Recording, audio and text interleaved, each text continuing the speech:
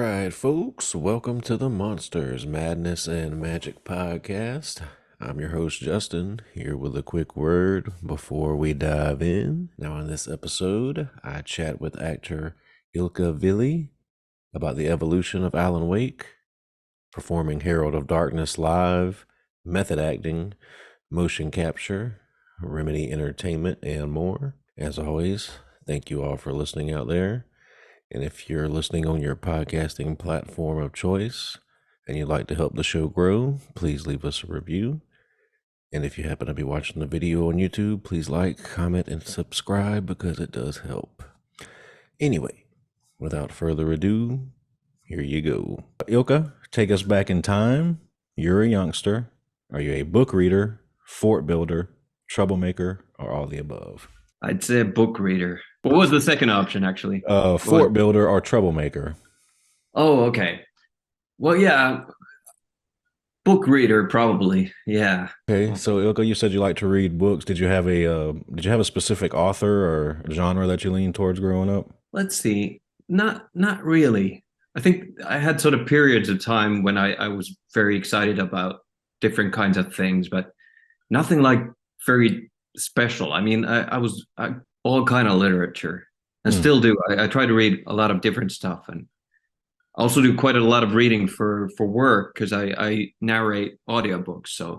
And that's a good reason to read sort of very different kind of literature because they just give you the book and if you want to take the job or not. And oftentimes I like to take books that I would never read myself in my free time, just trying to educate myself a little bit and just widen my perspective. Would you say that you lean towards more nonfiction than fiction then? No, for myself, it's fiction. Gotcha. Okay. Very much. Yeah. So what about your parents, Ilkka? Were either of them artistically inclined or involved in the business at all? You think that's where your roots came from? No, not really. My parents are. I come from a very academic family. There were a lot of arts around in our household when I was growing up. I mean, there were a lot of books, and my parents would take me to the theater, to movies, concerts, and all that. So I was very much exposed to different kind of art, but there was really no one like around in my parents' sort of friends or their circles who would be like an artist, professional artist. So that wasn't really, there was no example of that. So and I was sort of never encouraged in that direction myself. And I for the longest time, I feel like pretty early on, I had these strong feelings about acting and theater and movies, but it took me a very long time to sort of believe that could be something for me as a profession. So when you do think back to formative films and TV shows, what comes to mind that you grew up on? Well, Knight Rider, I think it was like the first one that really made an impact. And then A-Team. I remember enjoying MacGyver was important. And then one that was hugely important later on, like when I must have been like maybe 13 or something when Twin Peaks came on. Oh yeah. And I remember just watching that with my older brother, and that was just like this thing that we had in common with my brother, and just that was huge. That must have been really easy for you to plug into the Alan Wake world then. Well, kind of. I was very, yeah, that was a joy that there's so much in common between these worlds, and I love it, all the Twin Peak stuff that's in the Alan Wake games. What about music? What sort of music did you grow up listening to? Well, I think first it was Beatles, and then pretty quickly to Van Halen. Strangely, like a short Bon Jovi phase there, very short. Then to Van Halen, which was for many years, and I still love Van Halen, like the old Van Halen, especially pre-Hagar. Yeah, exactly. With David Lee Roth. That's yeah, I really like it. And then it was well, let's see, Guns N' Roses, Dire Straits, and then suddenly Red Hot Chili Peppers came like huge. We had this group of friends, and Red Hot Chili Peppers was like very important for us. And then Smashing Pumpkins and well, all kind of the Seattle scene as well, the Mm-mm. grunge Alice in scene. Chains, stuff like that. Alice in Chains, yeah. This is something I like to ask everyone just because you never know someone's background. What scared you as a kid? I'm not sure. I think it's still the same thing that still sort of scares me now is sort of very sudden the threat of violence like that. I think like bigger kids that were aggressive, Yeah. that I think was still, and I still, that's like the only thing, not like I would be scared of it every day, but that's like something that I see nightmares of, like sudden violence somewhere, just violence bursting for Mm, no apparent reason, like someone just getting very aggressive. And I right. think that was something that I already had as a kid. Did you have to deal with a lot of bullies and stuff growing up? Not that much. No, no, I Mm, was just thinking about it. Not like, but I mean, growing up in the 80s, it was, I guess it's still around the same. I mean, it hasn't changed, but there was always like that. Yeah, that sort of you could sense it sometimes when the sort of the bullying, the violence was sort of mounting a bit, but it wasn't like, no, I wasn't. I was lucky enough not to be. I think because I was a very sensitive kid and I was pretty good at school, so I would have been like a pretty good target for bullies. I would cry pretty easily and all that, but then I had the advantage that I was pretty good at sports, mm. which I think looking back kind of saved me. It's a deterrent. Yeah. Yeah. We had this group of friends who all played basketball, and some of the like the tougher guys were in that group of friends, and I guess that was sort of what saved me in a way. Right. So do you have a maybe a eureka moment, a aha moment where that you can point to where you decided to give acting a try for the first time? I guess I have a few, like maybe like first or second grade, just doing this school play Hmm. that I sort of felt that there was something that I was sort of connecting with the audience, with the other actors. There was something special going on. And about at the same time, I remember this one play that my parents took me to see at the theater, and that was sort of a pretty strong experience as well. They're not like crystal clear moments, but I Right. feel they were some of those. And then just in my school years, I didn't really. They were just like sudden, seldom school plays that I would do, but it always felt like there was something special there, and I sort of, yeah, I just connected. That's Mm. how it felt. So what about your very first time on stage? Did it go smoothly? Did your pants fall down? Anything like that? Can't remember. There have been moments later on, like strange moments in my professional career, but no, not really. Not no catastrophic moments in the very beginning. No, I can't recall. Maybe there might have been, but I managed to sort of forget them. That's good. Yeah. That's a good way for the brain to work. That you sort of just to hold on to the good parts. Did you ever have to deal with stage fright or anything like that? Overcome it? Some sort of nervousness. Yeah. I've sort of invented. I've come up with sort of techniques for myself to relax myself. I guess every actor has those, and but never like very sort of severe stage fright or anything like that. It's funny. Well, I've done a lot of improv Ah, back in the days, and that was sort of very freeing for me, and that was nerve wracking. I would hate it each time before going on stage because there was nothing to lean on. So that was like the scariest thing. But just then, always stepping on the stage, all that was behind, and I was just loving it. I was enjoying it so much, and that sort of surviving all those improv, gigs in very like nasty restaurants and bars and hard, really tough places like that sort of gave me the confidence that I don't get that nervous anymore. a lot You of know, actors I speak with that have a background in improv speak to how that has helped them a lot, if especially if they work in the booth now, because voice acting is way more than just using your voice. There's a lot of, improv going on. for sure.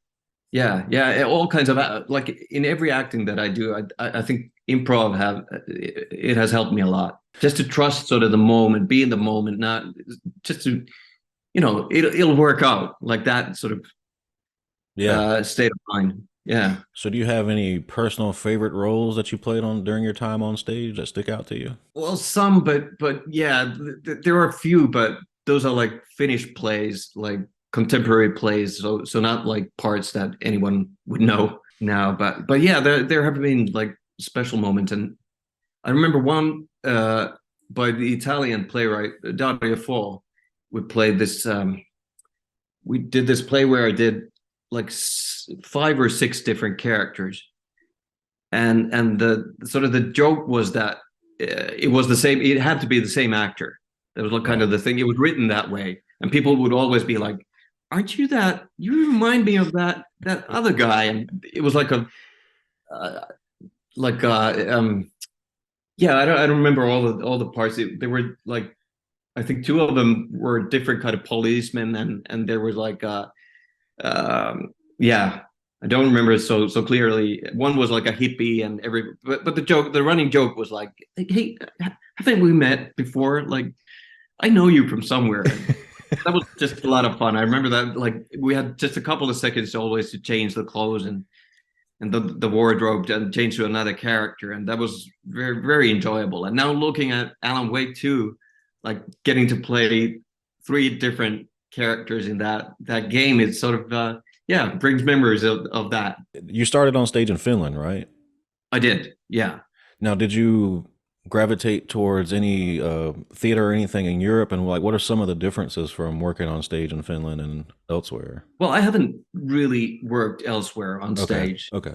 I wouldn't know. Just a short thing that we did, like a Finnish French play that we did, just a few shows in Paris, but that that's doesn't really count. So I can't say it's it.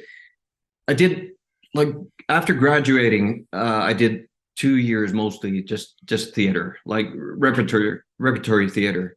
So a lot of very different plays, and that was like a sort of a second acting school for me Hmm. because I got to work all the time, like 6 days a week, and so many plays all the time. We would like have shows of 3 plays, and we're rehearsing the fourth, and it was just a like a very good schooling for me. So this is a question I like to ask all actors I speak with. To us laymen, the non-actors, method acting is a term that gets thrown around a lot.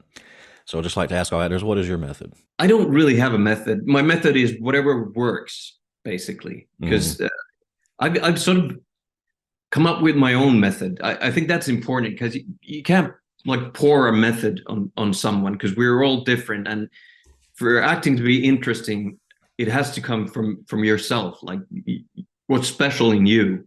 So I think every actor, every decent actor has to sort of come up with a personal method.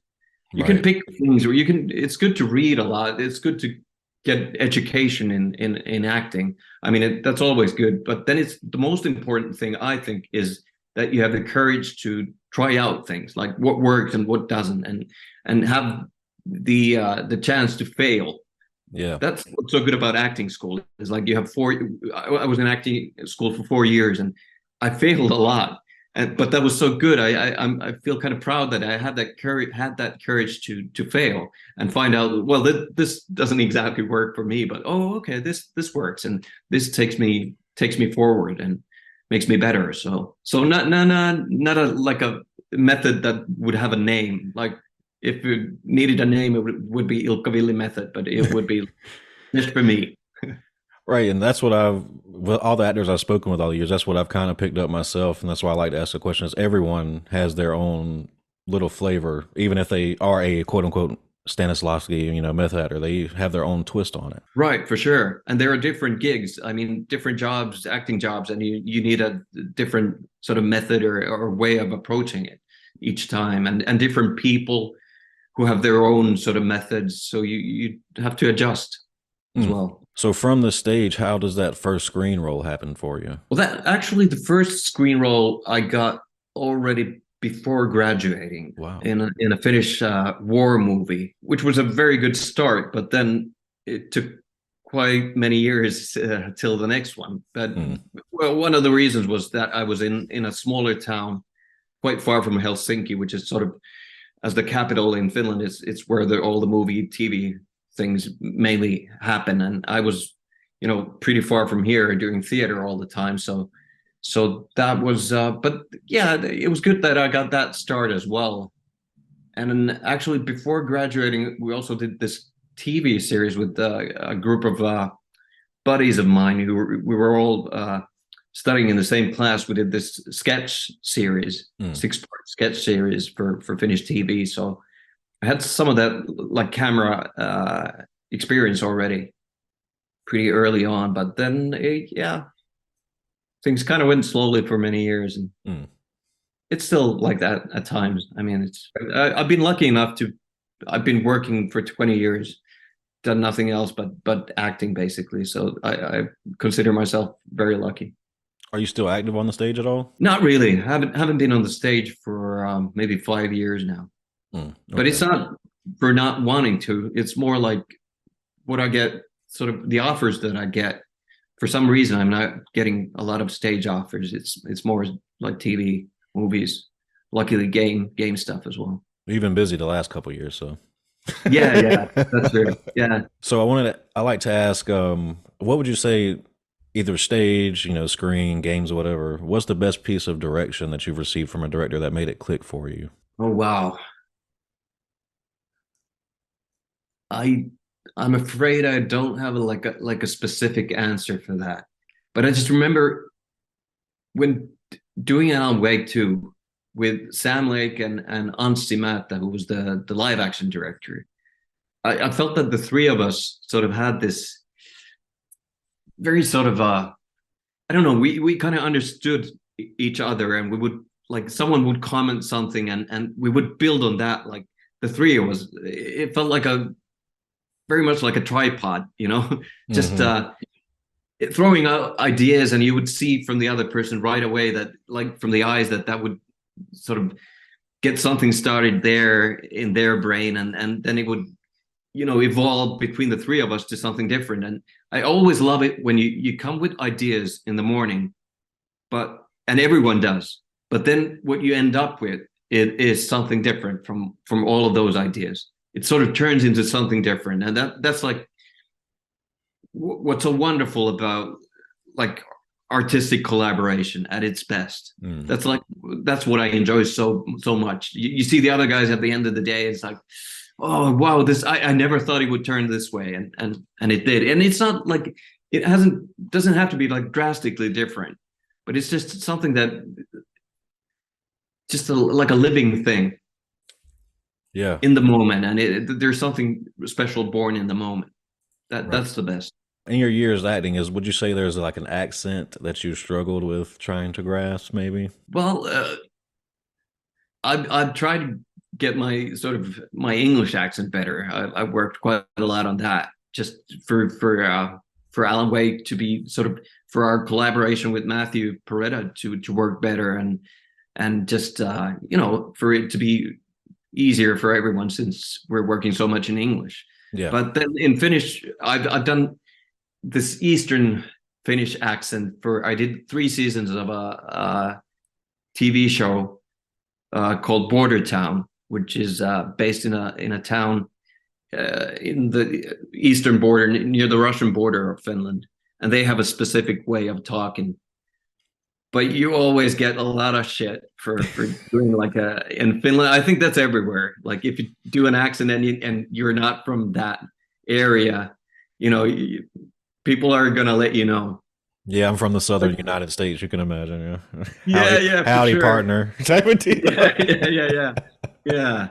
But I enjoy languages, and I enjoy accents a lot. But it's tough, and sometimes you just think yourself that this sounds great and this is so authentic, and then somebody hears you and it's like, no, not even close. It's tough. It's hard. Yeah. You just mentioned, the relationship between you and Matthew. So just how does that go? Is it like dubbing? Or are you saying the lines actually, and then Matthew goes behind you and they mute the audio? How does that work? Well, it depends a little. There are different ways of. Depends on what we're doing. If it's live action, it's simpler. It's I do the whole thing first, and then Matthew dubs me. Mm, But if it's like the cinematics in the game, the animated stuff, we would often do it that way. Mostly that we would do the motion capture part first, but just the body, not the face. They usually they take the head, but the face is like the performance capture. The face is done separately. So right. would first do the motion capture part, and I would, if there were lines, I would do the lines like normally, just act with everything. And then at some point, Matt would get that material and check it out and see what I've done, and then just do his own take on that material. Right. And then finally, I would go to the booth where we do the performance capture, the face part, and I would have the material of my own motion capture stuff, the body part that I've done maybe a couple of months earlier, and Matt's voiceover, and I would do my best to match those with my face. And that would be like a really tough job because It's like you're dubbing. It's backwards almost. sorry. It almost seems backwards to me, like you're kind of reverse dubbing. Yeah, exactly. So I would not just learn the lines from the script, but I would learn them from a tape, like the way Matthew does them. He's rhythm and he's like breathing and the little gulps and stutters and everything. So that was like a lot of work. But I found it was very challenging. But yeah, and I have to mention at the same time you're in a booth where you can't move at all. So it's very specific. So I would have the back of my head against a tennis ball at all times, and you can't move. You have to be very still. And still, there are like moments that you're in a fight or you're running or something. So it's very challenging. And then having the lip sync thing, trying to match that as perfectly as you can. Of course, the animators can do tweak stuff afterwards and everything, but it was important to get it right. And I would really, really prepare for those sessions. I would work so hard the week before, just Mm, listening to those tapes and listening to Matt's material. And I think with that preparation, I kind of often found peace in the booth. I would find a way to relax and get a like what I think of a good performance and right. enjoy it and feeling like super great when I nailed it. Everything when everything was in place, and I felt that I could also at the same time with all the technical stuff give a good performance. There were many different ways of doing it. Like sometimes Matt would do it after me, and sometimes it would be like a parlor game where you had like you would fold a paper and someone would draw the first thing and then the second thing, and it was also strange because we weren't that much in the same room with Matt. Yeah. We were supposed to be, but then COVID hit and everything became really hard and difficult. So but I would listen to Matt's VOs a lot. I would listen to the tapes a lot. So I would sort of try to get a hang of his rhythm and trying to sort of combine our two Allens to one common Allen. And then of course the importance of the directors of Sam and Anstey being there and bridging the whole thing and making sure it's coherent and works. All you guys did a great job. Just Thank you. awesome job. So can you just Thank you so much. take us through how the relationship with Remedy began?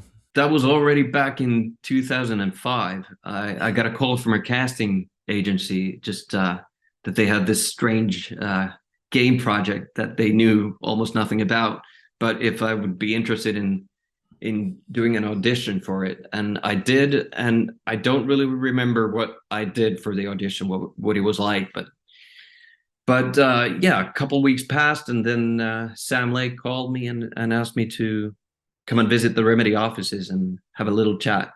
And he explained what they were up to, and that's how it all started. But then, of course, everything took so much longer, and Yeah. even for the first game, that was 2005, and it came out in 2010, and I never imagined that I'd still be doing Alan Wake in 2023. Right. So it became something completely different than it was in the beginning. So was there much motion capture going on for the first game at all? Yep. Yeah, I Hmm. did a lot of motion capture for the first. In the very beginning, it was more like photos, just trying to get sort of building the character of Alan Wake, and the wardrobe, and sort of the attitude of him. So we would just put music on, and just take a lot of photos and try to get that sort of the whole atmosphere and the feel of who Alan Wake is. Um, and then yeah, and then closer to 2010, I think it was 2009, we did a lot of motion capture and the performance capture, pretty much the same way we did it for Alan Wake 2, but just the end result was so different back then. I mean, the technical side has just gone so far since. So it's, yeah, pretty. But from an actor's point of view, it was pretty much the same. Hmm. And I at that point for the first Alan Wake, I did a lot of motion capture for a lot of NPCs as well. So Ah, there were basically three of us actors, and we did like all that we would do. There was this Swedish guy, great Swedish actor, Linus, who worked with me, and we would do the Anderson brothers, the two of us, and we would do like all sorts of NPCs throughout the game, and that was really fun. Like people of different shape and age, and I think I did a couple of female characters as well, so that was a lot of fun. Like theater stuff, like I was yeah. explaining earlier, like doing the six different roles in one play. That was kind of that kind of on one day I could do a lot of different characters, so that was very enjoyable. Right. And I've been recently I've been interviewing a lot of the Baldur's Gate 3 cast, and they say that a lot almost all of them have said that motion capture is a perfect medium between theater and screen, that it's more akin to theater. You agree with that? Yeah, yeah. I think for me, it's what it reminds me of most is like playing as a kid when you had nothing. It was just you and the imagination. It's like there's no props, there's no set. You just I'm gonna be Alan Wake, and you guys are gonna be dark creatures, and here we go. And then it's all just in your head, and then it comes alive, and so yeah, that's what it reminded me mostly of. So obviously in the 13 years between the first game and the second game, Alan has changed physically and all that kind of stuff. But did Sam give you any notes specifically on, this is what Alan's been going through, this is what's happening now? Yeah, we did talk quite a bit about that because there wasn't like starting off like I think usually it goes this way in games that you won't have like the whole script when you begin shooting for it. So Sam would take me through the whole story, and we would talk a lot about Alan and what's happened to him, and what kind of mental state he is in, and yeah, that was very important for me because Mm. to understand how to approach him. And I have to ask, Herald of Darkness musical number, probably one of the craziest things I've seen done in a game. Just take us through, talking about that and then seeing it come to fruition. Did you expect what yeah, it became?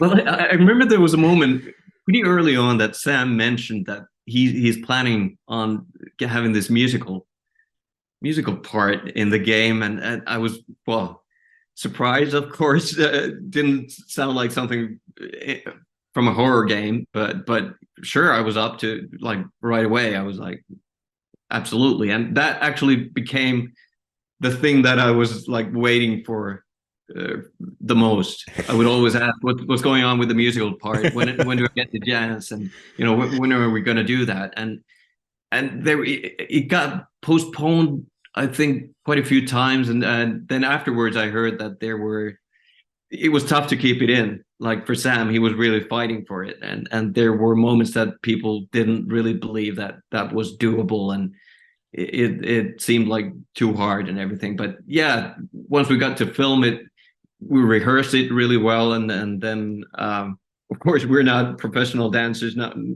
nor me or Sam, but luckily we had professional dancers involved, and wonderful choreographers, so that helped a lot. But yeah, that was just so much fun. I loved it, every second of it. I loved it, doing it for the game, and then doing it in LA for the Game Awards. Right. Those are just the best moments. Man, I've got to be honest. I listen to that song maybe once a day. Yeah, I've heard that many people do. Yeah, yeah. It's a great song. It's just a great song in general. Even if you don't know Alan Wake, this is a great metal song. Yeah, exactly. Yeah, for sure. That's true. Very true. And just as a long time, I grew up on Robin Hood Men in Tights, so it was just great to see Matthew singing and on stage again. Yeah. I was just like a Mel Brooks get up. Yeah, he's just a wonderful singer as well, and a great, great guy. I just love Matt. He's a good friend. Were there any nerves for you at the Game Awards performing live in front of everybody, or did you just I wing don't it? know. It was surprising. People asked me that a lot, and Sam would always mention like the days before, the days leading to the Game Awards when we were rehearsing. He would always mention that there are going to be more than 100 million viewers. Like always, like just trying to make us nervous. But funny, funny enough, it didn't. I wasn't really that nervous. Maybe it was the improv background or Yeah. something that helped. But I just, and then I consciously sort of decided that I'm just going to enjoy this. This is like the special moment. This is something that will never happen again in my life. So I'm just going to enjoy it to the max. So no musical experience whatsoever on stage ever? No, I done at the repertory theater. I did some musicals. Okay. I was actually in Sound of Music. I was Captain von Trapp. I was Okay. way too young for the role, but that was the great thing about a small theater, that you got to do everything, like even parts that weren't like exactly right for you, but you would have to sort of stretch those acting muscles and play someone older or younger or all that stuff. So I'd done that, and then yeah, a couple more musicals. I had done. I'm not a great singer, but I can survive in at least in a Harmonize. small theater musical. Maybe not the big, not on Broadway, but What's the best acting advice you've received and who gave it to you? Oh, well, that's a really tough question. I don't know. Maybe it's just because I remember in acting school I would like try to prepare, like be very physical. I would do like push-ups and all that. And then we had a teacher who told me like maybe you should try just being relaxed. Just all concentrate on just being relaxed, like your body. And when your body's relaxed, your mind will be as well. And don't think about, I would go like before, I would go over the lines over and over again, like just like a mantra going over and over. And he was like, try it that way, that you don't think of it the whole play at all. Think of other things, and just have a cup of coffee and sit down, relax. And then when it's your turn, go on the stage. And that, I think, in many ways, that was at least one of the best advices I've gotten, because that was just to learn to sort of play, just play with it, just enjoy it. Don't push it. Don't put pressure on yourself. Mm-hmm. Just be playful and listen and see where it takes you. And it doesn't have to be the same every day. Even better, it's better if it's like changes constantly, and just being in the moment, sort of that kind of thing. That was probably what he was going for, but it started there, and I guess it took me a long time to really get there. But now I feel like I enjoy acting a lot. I still enjoy my job a lot, and that's probably one of the reasons. It feels like just still always being like a little kid, just enjoying it and playing with others. That's just a joy. Have you ever dipped your toe into the writing side of things? A bit, yeah. I a little bit, yeah. And I still have sort of yeah, I have some plans, but we'll see what happens. But it's hard. I found out it's really hard. Yeah. I'm not. I feel I would need like a very good writing partner. Mm. Well, you know a guy. The writing muscles. Sorry. You know a guy. Sam Lake's pretty good.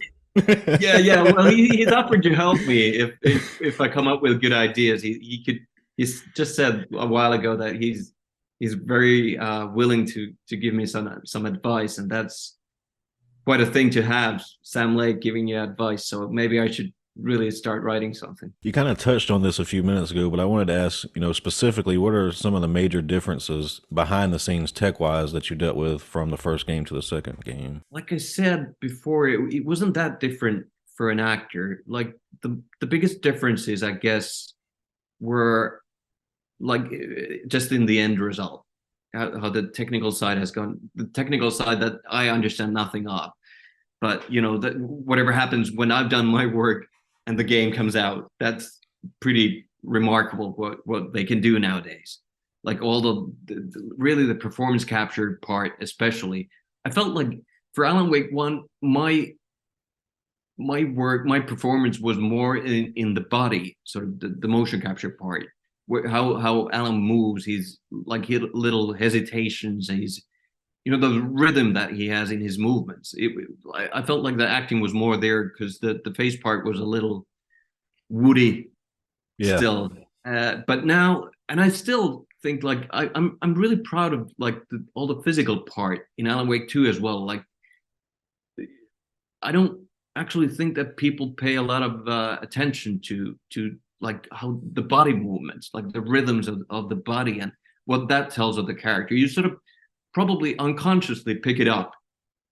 You sort of understand it, but you don't know where it comes from. It's not as clear as when you hear the voice actor do the acting, and you can really hear it in the voice, and that's like more obvious. But I think there's a lot that happens in not just the face part, but the body as well. Right. So yeah, that's something I'm pretty proud of. I think there was a lot of good work there as well. But then, of course, just seeing like all the little face movements that you have, like the little twitches and everything, that it's all there. It's special how they can do it nowadays.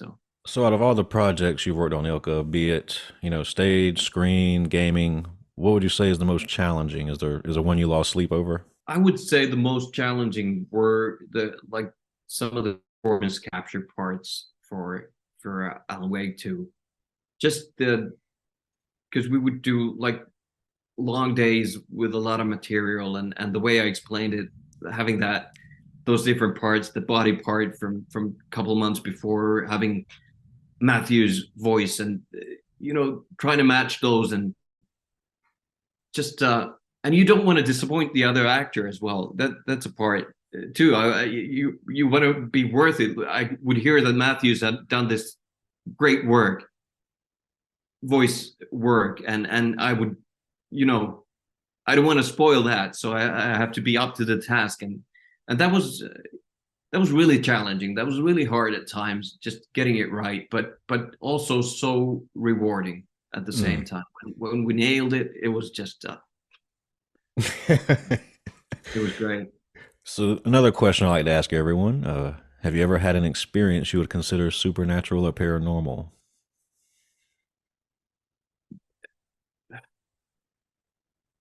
Not like an obvious one. I feel I'm sometimes a little sad that I don't have that sensibility, because I feel like I know people who have had like very sort of special experiences, and I'm like, well, nothing like that has ever happened to me. It's like, why not? I don't know. Maybe I'm not in that way sensitive enough. But and I come from a family believing in science very much. So everything was like always explained with science. It was always the facts, and you would have to sort of you would have to explain it with facts. Each member of the family, if you would claim something, you would have to have the facts. Right. So there was not like much room for that, and that's maybe the kind of view I have of the world. Oops. There you go. Oh yeah, you're right. You're right. Oh damn.